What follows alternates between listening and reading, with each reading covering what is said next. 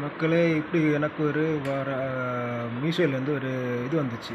அது ஒரு scratch card வந்திருக்கு. அந்த ஸ்க்ராட்ச் கார்டை பிரித்து பார்த்து பண்ணும்போது இப்படி 17,00,000 சில்லற ரூபா வந்திருக்குன்னு சொல்லிட்டு போட்டுருந்தாங்க.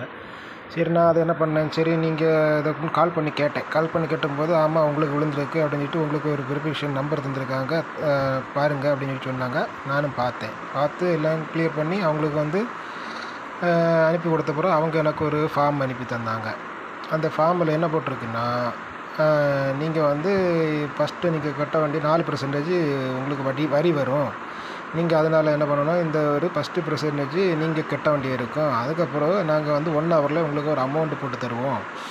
அந்த அமௌண்ட்டில் நீங்கள் வந்து திரும்பவும் அந்த 3% நாங்கள் எடுப்போம் அப்படின்னு சொன்னாங்க. இதை வந்து பார்த்துங்க, இந்த மாதிரி தான் தந்தது. இது அவங்க அனுப்பி தந்தது, எனக்கு கேட்ட பிறகு அனுப்பி தந்ததாகும். இதெல்லாம் நம்பாதீங்க, சரியா? சரி மக்களே, உஷாராக இருங்க, சரியா? பார்த்து